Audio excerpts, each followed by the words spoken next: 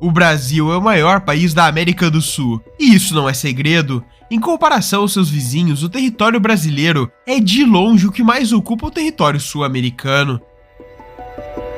E por isso sempre possui uma grande costa em toda a sua história. São mais de 7.000 quilômetros de comprimento. E por esse motivo teve acesso ao vasto Oceano Atlântico, o que possibilitou o país se tornar um dos mais influentes no Atlântico Sul. Mas parece que o Brasil não vai parar por aí, porque se as pretensões brasileiras derem certo, o país ganhará um território do tamanho da Groenlândia, e para isso acontecer, provavelmente só precisará esperar até 2024.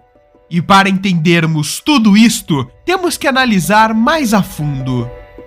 O Brasil sempre contou com um vasto território, desde o Tratado de Tordesilhas, que estabelecia o que pertenceria a Portugal e o que pertenceria à Espanha, em questão de territórios. E dessa forma, o Brasil já tinha uma vasta costa, já no ano de 1504. Mas nessa mesma época, Portugal também descobriu algumas importantes ilhas na costa brasileira, como Fernando de Noronha, Arquipélago de São Pedro e São Paulo, Ilha da Trindade e algumas outras regiões. Fernando de Noronha no início serviu como uma ilha de prisioneiros durante a sua história, mas hoje serve totalmente de base para as pretensões do Brasil em expandir o seu território.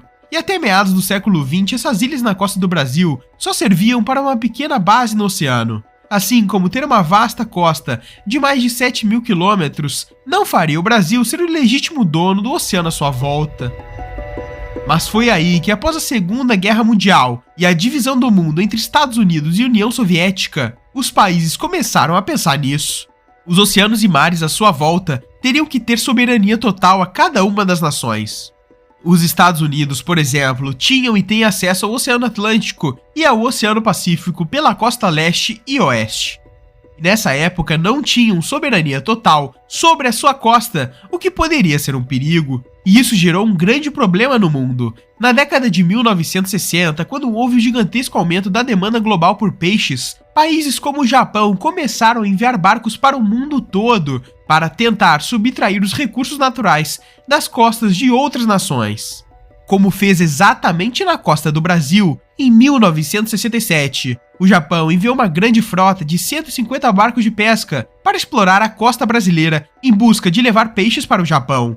Isso irritou profundamente a Marinha do Brasil, que enviou navios de guerra contra os barcos japoneses, afundando alguns, e os barcos japoneses voltaram ao Japão. São exemplos como esse que fizeram os países reclamar a soberania sobre a sua costa, e em 1982 a ONU estabeleceu que cada país teria direito a uma zona econômica exclusiva, que daria direito a cada um, dos mares até 370 quilômetros à sua costa.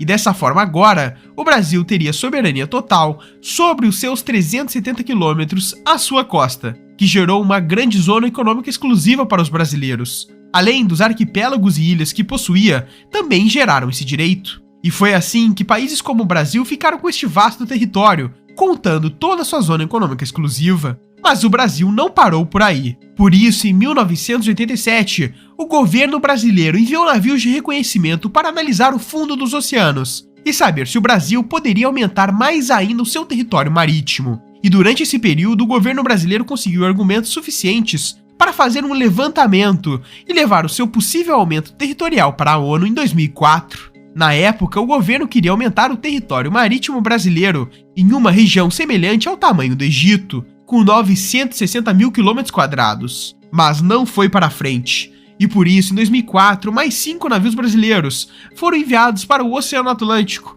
a fim de conseguir mais dados e argumentos para a ONU aprovar. Nesse levantamento, o Brasil conseguiu dados sobre a sua plataforma continental, o que daria direito ao Brasil mais territórios.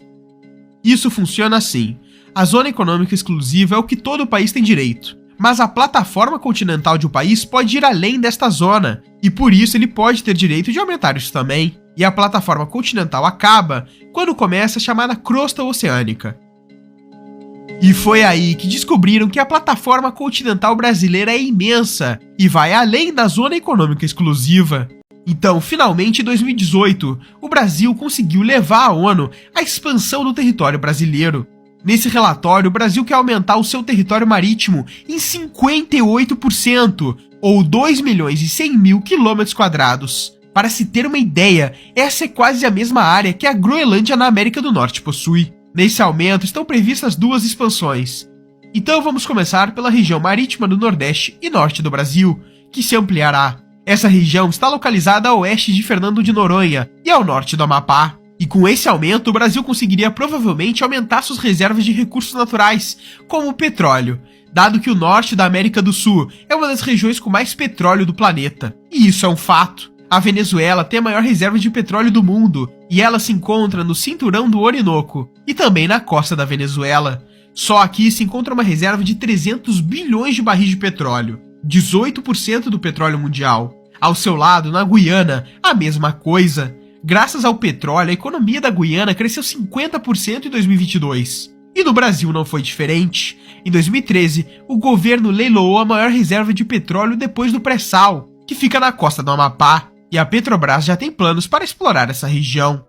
E se o aumento territorial brasileiro acontecer, o Brasil poderá fazer um levantamento da quantidade de petróleo existente aqui e também explorar a região. Mas agora vamos para a segunda região de expansão marítima, que fica entre o Sudeste e o Sul. Aqui poderá ser o maior benefício ao Brasil, por vários motivos. O primeiro é novamente o petróleo, pois aqui existe a maior reserva de petróleo, o pré-sal, que deixou o Brasil na 15ª posição de países com mais petróleo, logo abaixo da China. Mas com a nova área marítima que o Brasil poderá conseguir, provavelmente vai passar a China e se tornar um dos maiores detentores de petróleo. E aqui está o porquê. A área do pré-sal é chamada de Polígono do Pré-Sal e ela está localizada entre a Bacia do Espírito Santo, a Bacia de Campos, Bacia de Santos e algumas outras. Mas todo o polígono está dentro da Zona Econômica Exclusiva e com a nova expansão para o leste, a probabilidade de encontrar um novo pré-sal é realmente muito alta.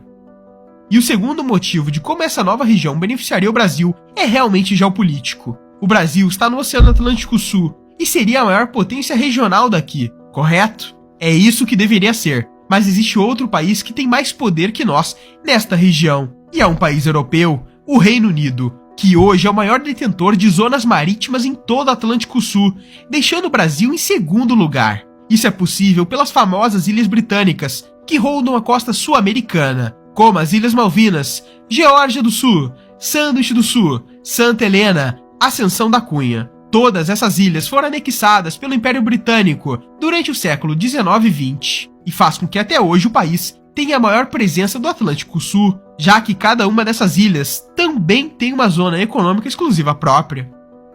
E esse talvez seja o maior desafio do Brasil. Ao tentar expandir o território brasileiro, tem uma maior presença no Atlântico, um dos mares mais importantes para o Reino Unido, que não parece querer sair daqui. Para se ter uma ideia, quando a Argentina tentou expandir o seu território, o Reino Unido votou contra na ONU. Quando Portugal tentou aumentar o seu território, o Reino Unido também foi contra. Agora imagine o que eles vão fazer quando o Brasil tentar aumentar o território. Como eles irão votar? Muito provavelmente contra nós.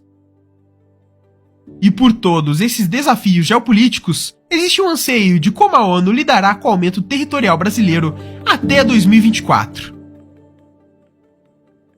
Mas se tudo der certo, o Brasil será maior ainda.